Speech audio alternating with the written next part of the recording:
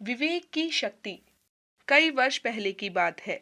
दो पड़ोसी देश कंबोडिया और लाओस आपस में युद्ध करने की तैयारी कर रहे थे।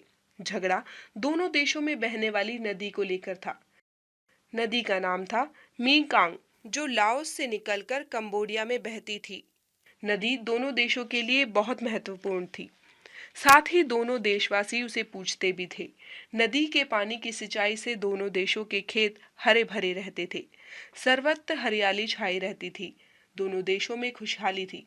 दोनों देश मीकांग को जीवनदायिनी समझते थे। दोनों का उस पर दावा था। इस मामले को लेकर स्थिति इतनी बिगड़ गई कि एक बार तो दोनों देश एक दूसरे पर हमला करने को तुल गए और अपनी अपनी सेनाएं लेकर आमने सामने खड़े हो गए। अचानक बुद्ध भगवान वहां पहुंच गए। उन्होंने युद्ध के लिए तैयार देशों की विशाल सेनाएं देखी। बुद्ध को इस प्रकार वहां अचानक देखकर दोनों ही सेनाओं में खलबली मच गई। बुद्ध ने दोनों देशों के राजाओं, मंत्रियों तथा अन्य अधिकारियों को अपने पास बुलाया।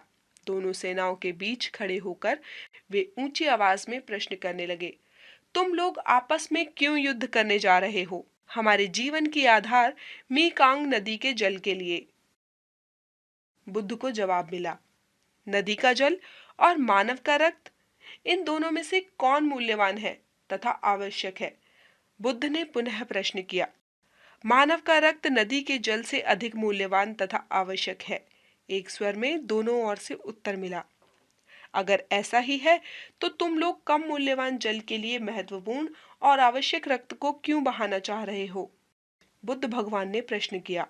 इसलिए कि हमें जीने के लिए मीकांग नदी के जल की आवश्यकता है।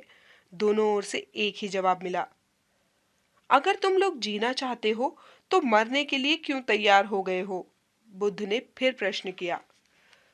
दोनों देशों के प्रधानमंत्रियों ने जवाब दिया, भगवान, दोनों देशों की आपसी ईर्ष्या के कारण अब स्थिति इतनी बिगड़ गई है कि उसका हल केवल युद्ध से ही हो सकता है। इसके अतिरिक्त किसी और साधन से हल संभव नहीं है।